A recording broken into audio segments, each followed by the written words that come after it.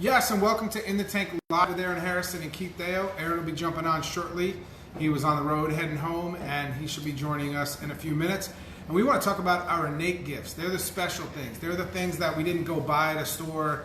We didn't go learn somewhere. We were born with them. And everyone has one. And everyone probably has more than one, but at least one that they know of. There's probably one thing that you're very, very good at, and you don't necessarily have to try as hard as some of the other things in your life.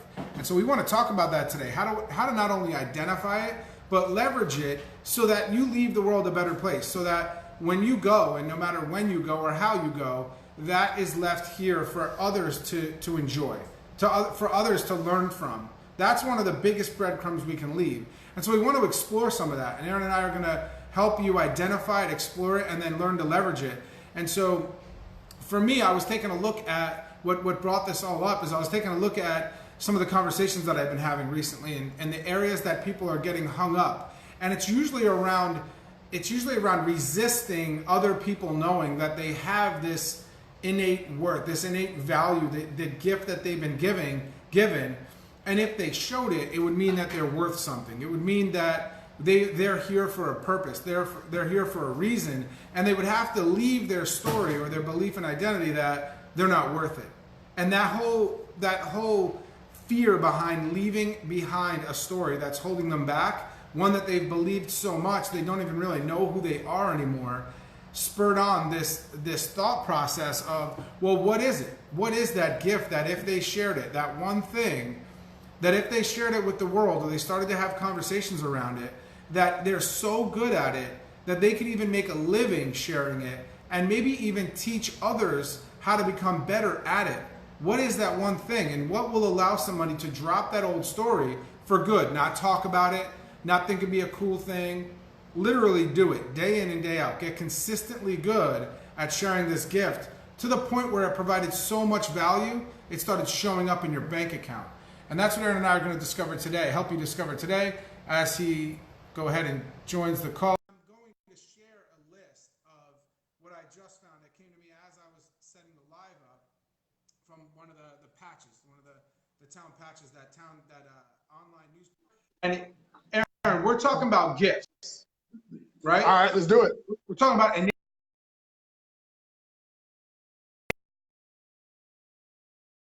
Here we go. I got to make sure that I'm not on. There we go. All right. So I found a list of the Forbes 400, the top 10 in the Forbes 400. Mm-hmm. Now, in the Forbes 400, which to be on it, you've got to be worth at least $2.1 billion. And most of that is in assets. So to be even on the list. And 7 of those people that are on the list live in Connecticut. So every year when that comes out, there's a good percentage of them that live here down on the Golden Coast, down in Fairfield County. And so we want to make sure that we not only honor them for getting out and going first, but we're aware that exists, that level of income, that level of wealth actually exists, that level of value, because we know no one gave them that money, no one handed them that money. It's all earned. And if they were simply given it and not ready, they wouldn't still have it. And so the world's or the countries, this is only in the U.S., the country's richest people's income grew by 2% this year in 2019. 2%. That's a big deal when we're talking about billions of dollars. And I believe it was they control $3.6 trillion in the world. 3.6 trillion. Wow. And that's what I'm talking about. Wow. Yeah, 1%, 99% of the money in the world belongs to 1% of the people, and that's crazy. And it's all mindset. Nothing's rigged. This is mindset. And so even if and the majority of them have been bankrupt, and then they attracted the money back in. So they did something to let it go, and they brought it back in. And so I'm going to put the top 10 list in there. But we're talking about innate gifts. We're talking about the things we're born with, the things that we have been resisting sharing, because if we did, we'd have to stop complaining. We'd have to stop comparing. We'd have to stop saying that we're not really worth it. And so when you look at that list of the top 10, at least 4 or 5 of them, of the names I recognized, They created that wealth because they shared an innate gift, not only with one person, not only with their family and friends, but with the world many times over. And they did it by leveraging their relationships, leveraging a network, sharing it 1 to 2 to 3 times, and allowing that to go viral, allowing the compound interest effect to work in their favor. And that's literally telling one person something that's so duplicatable and valuable that they don't shut up about it to their family and friends, and it's like wildfire. And if you want to know, it started with an innate gift. It started with them having enough courage to say it one time and let it then give, they gave birth to whatever it was that if they left this world today, the world would benefit because they were here. There's so many gifts inside of us right now. We talked about that on Friday. And because they did that, and when Aaron goes and shares his insight and input on it and thoughts, I'm going to go ahead and share the photo in the comments, and you're going to see who those top 10 are. And it's going to give you a pretty good reason to share that innate gift today and continue to share it throughout the rest of your life. Yeah, no, Keith, it's funny that you mentioned this because I had this really burning desire to hit the gym this morning. And I actually, for the first time in a long time, it wasn't for the weights. It really wasn't. I had this burning desire to go to the gym today, and it was to run into an old friend. It was there to reconnect. And as we started talking about things in life, I couldn't believe the level of clarity that I had with the message that I was delivering. And it was funny because by the end of the conversation and by the end of the workout, he was like, man, he's like, you just explained every single thing that I've been going through. He goes, he said, I don't even know what to say. And I said, don't say anything, just receive it. I said, the Lord always sends his messenger. And I said, I had to come here today. And I wasn't really sure why I had to come here today, but I showed up because that's what we do, right? When we have that burning desire, we show up. And then I had a text message from one of our teammates that wanted to know, how do we help others and teach others to do what we do? And I said, tell them what you're doing. It's not right. Because that's the beauty of it. It's about following the system that you're already following, right? Because in life, it's our experiences and our opinion of our experiences that actually is the path. It is actually the way, right? And it decodes the very fine messages in between the lines that help others understand. And one of the things I told this young man today, I said, we're both fathers, and we both look at our children in the highest regard, and we know that we are their fathers, and we know that we have to lead these young men into becoming their best. And then I said, do you realize we're only 1% of their success? The other 99% is their decisions and how they decode. And so we must be working on ourselves constantly. And one of the biggest things that we have to work on is our belief in ourselves, because we're valuable. It doesn't matter where you come from.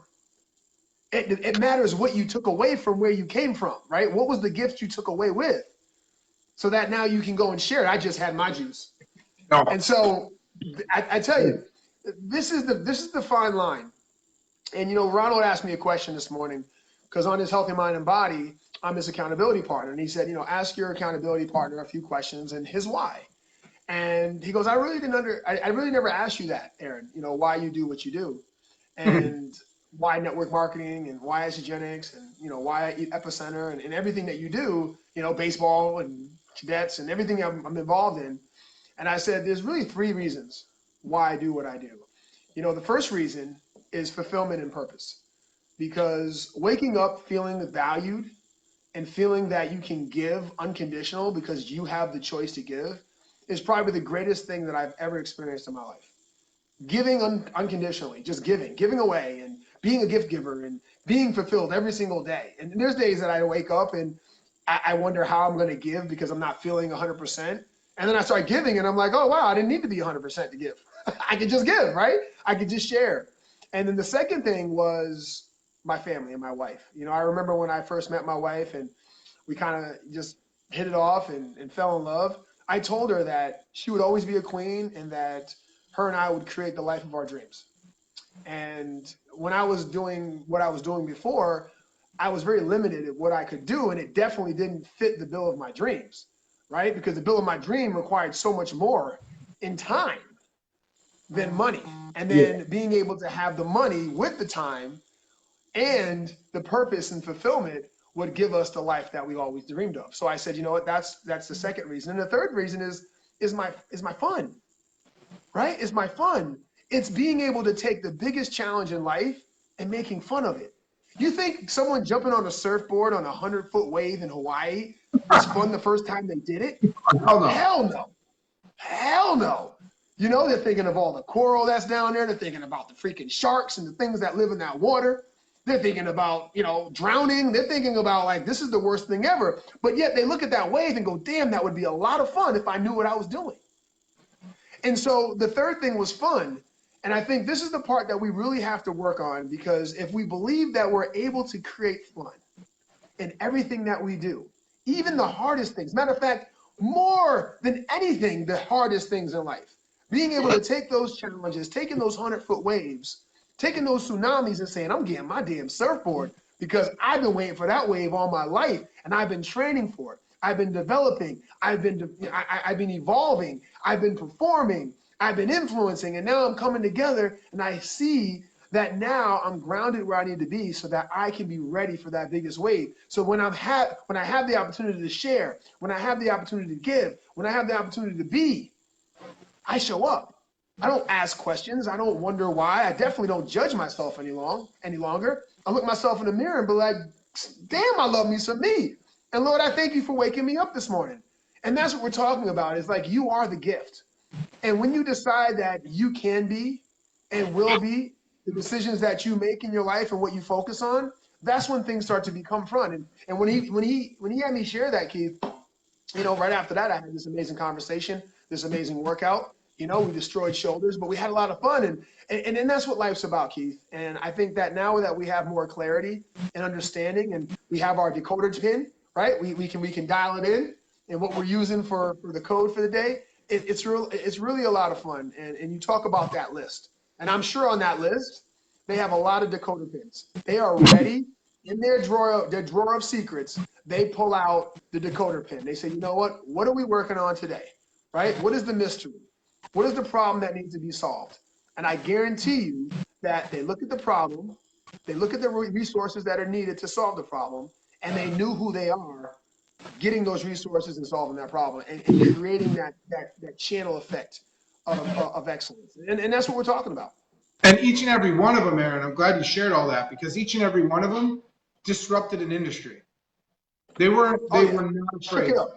They disrupted an industry. And that's really what we're doing here. And as we leverage the different things that we have at our disposal and the journey we've been placed on, we may not do it as massively or as fast as some other people do, but we're making sure that this foundation that's created along the way, it's not forced. There's not going to be any air bubbles, any pockets in it.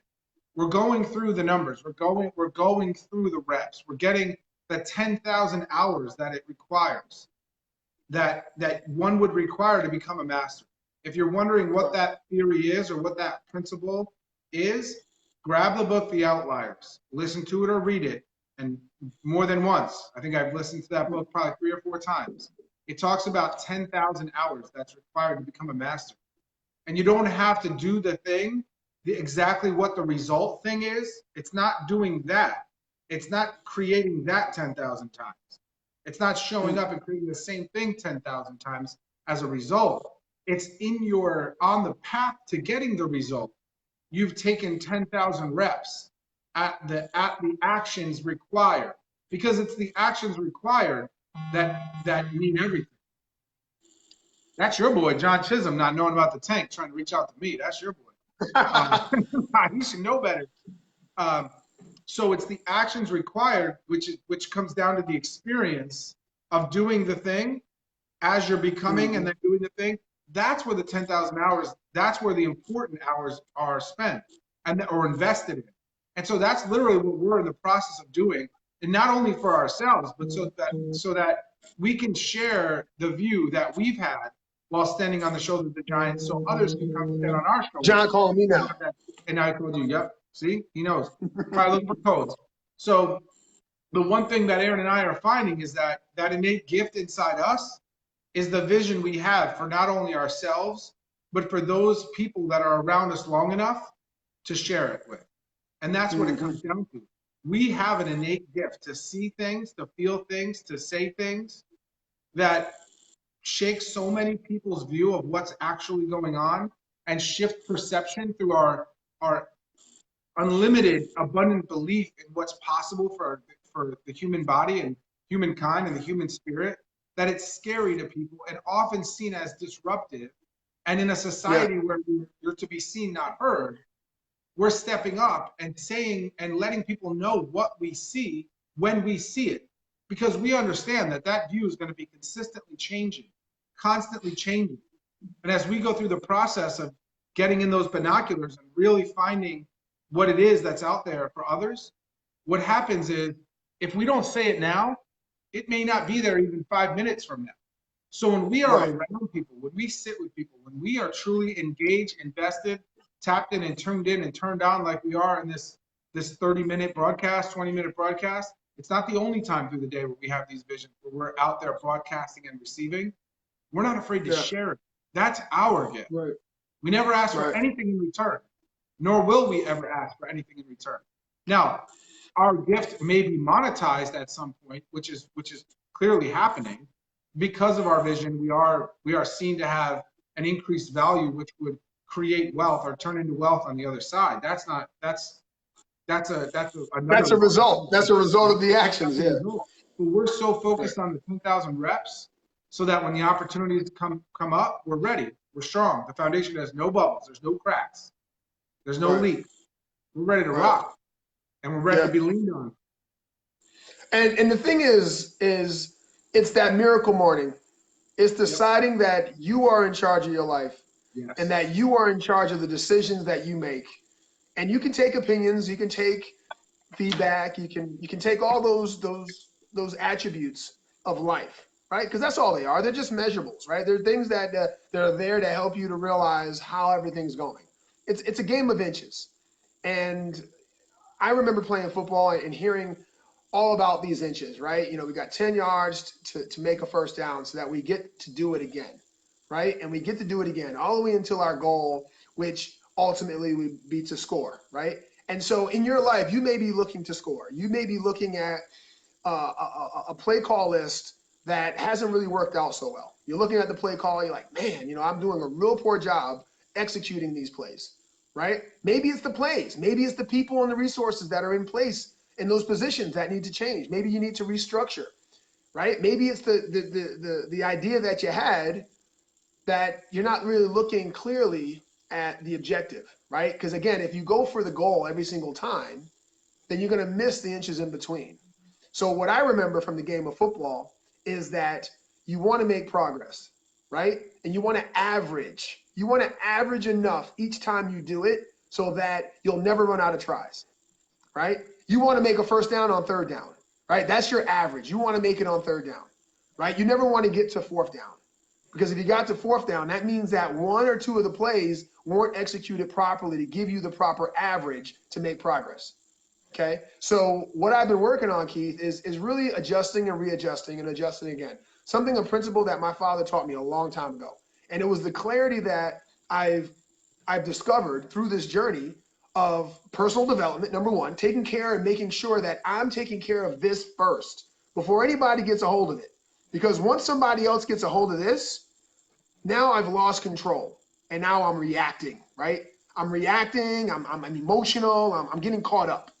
But if I decide that I'm going to take care of this first, I'm going to fertilize it, I'm going to put intention in it, I'm going to grow what I want to grow, I know that I can make that progress. Now, on average, I'm not going to punt on fourth down. I'm going to make sure that I'm going to get another shot at the next opportunity at third down.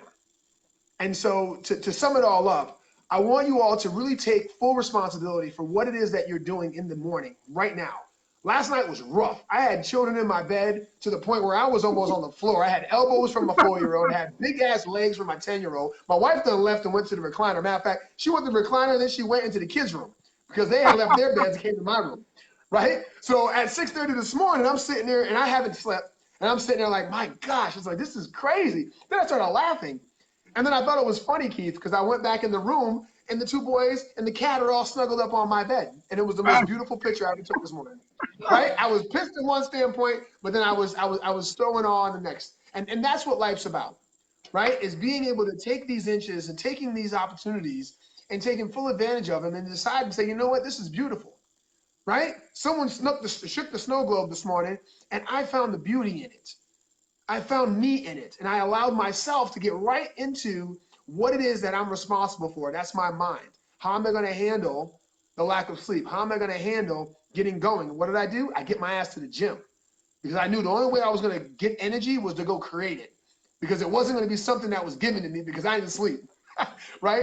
So this is the thing, is and I really probably threw a whole lot at y'all, but I know y'all ready. Y'all been priming for this, right? And these seeds to be planted. So I want you today to be responsible for that garden. Be responsible, man, because you're the one that's going to make the focus. You're the one that's going to create the crop. Ultimately, you're the one that's going to have to take care of until the soil, man. It's fall. Harvest is over, right? It's coming to an end, and now you got to prepare for next season, right? But don't forget your crops. Don't forget the average, and don't forget the fact that you are responsible. Don't let anybody else tell you differently. You are the one. And remember, we're only 1% of what our environment provides for us. Everything else has been given to us already. It's inside of us. And so allow that to be your truth. I love it. So, like Les Brown said, to take us out inch by inch, it's a cinch. By the yard, it's hard. Right? Right? So, for everybody that showed up today live, the likes, the loves, the comments, as always, that's the heartbeat and the breath of our broadcast. And for everyone, the hundreds and thousands of people all over the world that'll see this, especially those, Lenny Evans on the line, right? Here we go. Lenny in the building. Especially those that are suffering in silence. Allow this to be your permission to share that innate gift with the world. Nobody became wealthy and valuable by keeping secrets to themselves. Everyone has a gift, an innate gift inside of them that the world deserves to see, hear, touch, feel, experience, and live on. And we will see you next time on In the Tank Live with Aaron Hairston and Keith Deyo, 12 noon Eastern Standard Time on Tuesday. Peace. Peace.